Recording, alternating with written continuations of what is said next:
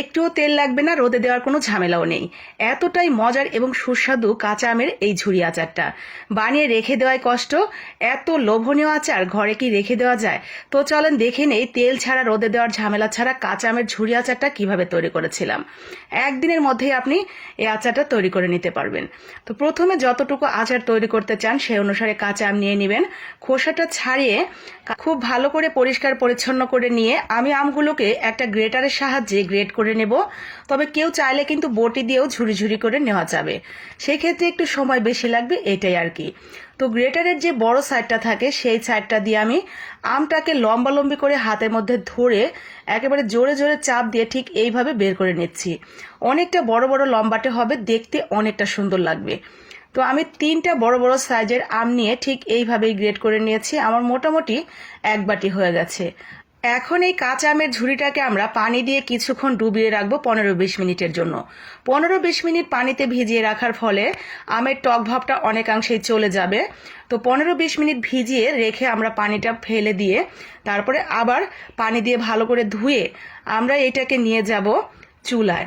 চুলার মধ্যে দিয়ে জাস্ট 10 সেকেন্ডের বেশি কোনোভাবে আমরা চুলার উপরে রাখবো না। মানে আমের ঝুড়িগুলো আপনার হাত দিয়ে চুলার মধ্যে দিতে, মানে পানিতে দিতে ঠিক যতটুকু সময় লাগবে এতটুকু সময়ই রাখবেন। মানে দেওয়া শেষ, সাথে সাথে তুলে ফেলবো। মানে 5 থেকে 10 সেকেন্ডের ভেতরেই কাজটা করে নেব। ভাপ দেওয়ার প্রয়োজন নেই, কোনো রকম সিদ্ধ করার কোনো কিছুর প্রয়োজন নেই। জাস্ট গরম পানিতে দেব আর সাথে সাথে একটা স্ট্রেনার দিয়ে তুলে নেব। আমাদের প্রয়োজন এই ঝুড়িগুলো একটু গরম করে নেওয়ার। তো গরম গরম এই ঝুড়িটা আমরা তুলে নেব অন্য একটা বাটিতে। এই গরম ঝুড়িটার উপরে আমি দিয়ে দিয়েছি 1/2 কাপ চিনি। আমি বড় সাইজের 3টা আমের জন্য এখানে 3টা নাকি 4টা কাটলাম, খেয়াল নেই, তো যাই হোক। তো এই আমটুকুর জন্য আমি 1/2 কাপ চিনি দিয়ে ঠিক এইভাবে রেখে দিব প্রায় 1 ঘন্টার জন্য। 1 ঘন্টা কমপক্ষে, বেশি হলে কোনো প্রবলেম নেই। আপনার হাতে যদি কাজ থাকে সেই ক্ষেত্রে 2 ঘন্টা 3 ঘন্টা রেখে দিলেও কোনো প্রবলেম নেই। তো কমপক্ষে 1 ঘন্টা রেখে দিবেন। এতে করে চিনিটা কিন্তু গলে এই প্রত্যেকটা আমের ঝুড়ির সাথে খুব সুন্দরভাবেই চিনি শিরাটা মিশে যাবে। তারপরে আমরা চিনি শিরাটা যখন একদম গলে গেছে, ভালোভাবে মিশে গেছে, আমরা মশলা তৈরি করে নিব। ওই জন্য ভেজে নিলাম একটা শুকনো মরিচ আর একটু পাঁচফোড়ন। তো ভালো করে ভেজে তুলে নিয়ে ওটা গুঁড়া করে নেব। এখন সেই ঝুড়িটা চিনি মেশানো দিয়ে দিলাম প্যানের মধ্যে। সম্পূর্ণ চিনির পানিটা সহই কিন্তু আমি এখানে দিয়ে দিয়েছি।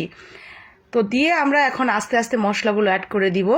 ভাজা জিরার গুঁড়া দিয়ে দিলাম, সামান্য একটু হলুদের গুঁড়া দিয়ে দিলাম, একটু সামান্য মরিচের গুঁড়া দিয়ে দিলাম। মরিচের গুঁড়া খুব বেশি দেওয়া যাবে না, যেহেতু এই আচারটা একটু বেশি মিষ্টি হয়। তো মরিচের গুঁড়া খুবই সামান্য, হালকা একটু ঝাল ঝাল লাগবে আর মিষ্টির ভাবটা একটু বেশি থাকবে। তারপরে আমরা হালকা হাতে নাড়াচাড়া করে নেব। আর এই যে 1 থেকে 1.5 ঘন্টা বা 2 ঘন্টা আপনি চিনি শিরার মধ্যে কুচিগুলো ডুবিয়ে রেখেছিলেন, এতে করে কিন্তু এই কুচিগুলো অনেকটাই শক্ত হয়ে গেছে, যার কারণে চুলায় দিয়ে নাড়াচাড়া করলেও গলে যাবে না। কোনো প্রকার ভয় নেই, একটা কুচিও গলবে না। তো একটু গরম মশলা দিয়ে দিলাম, একটা এলাচ আর একটু দারচিনি। এখন এখানে দিয়ে দিব স্বাদ মতো লবণ, তার সাথে একটু বিট লবণ। মোটামুটি আমাদের মশলা কিন্তু এতটুকু দিলেই হয়ে যাবে। এখন যেই মশলাটা আমি বানালাম প্রথমে, সেই মশলাটা গুঁড়া করে নামানোর আগে দিয়ে নিলেই কিন্তু রেডি বলতে একেবারে পানিটা শুকিয়ে ফেলতে হবে। তো আমি সেই মশলাটা এখানে দিয়ে দিলাম, গুঁড়া করে নিয়েছিলাম। একটু পানি থাকা যাবে না, একেবারে প্যান থেকে মনে হবে যেন উঠে উঠে আসছে, শুকিয়ে গেছে। ঠিক এই পর্যায়ে আমরা চুলাটা অফ করে দিব। ঝুড়িগুলো দেখে মনে হতে পারে কিছুটা ভেজা ভেজা ভাব রয়েছে, কিন্তু এইটা যখন পুরোপুরি ঠান্ডা হয়ে যাবে তখন কিন্তু একদম ছাড়া ছাড়া হয়ে যাবে। সামান্য একটু চিলি ফ্লেক্স দিয়ে দিলাম উপর দিয়ে, ভালো একটা ফ্লেভার পাওয়া যাবে। আমি চুলাটা অফ করে দিয়েছি, রেখে দিচ্ছি প্রায় 1.5 থেকে 2 ঘন্টার জন্য ঠান্ডা হওয়ার জন্য। ঠান্ডা হওয়ার পরে ঠিক এরকম হয়ে গেছে। আমি একটা কাঁটা চামচ দিয়ে সুন্দর করে ছাড়িয়ে নিয়েছি। দেখেন কতটা ঝরঝরা এবং কত সুন্দর লোভনীয় লাগছে দেখতে। এতটাই মজার এবং সুস্বাদু হয় এই আচারটা। আপনি বানানোর সাথে সাথেই দেখবেন বাসার সবাই খাওয়ার জন্য পাগল হয়ে যাবে।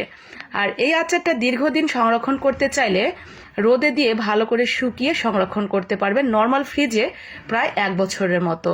তো ভালো লাগলে চট করে বানিয়ে নিন, দেরি না করে, কাঁচা আম ফুরিয়ে যাওয়ার আগেই।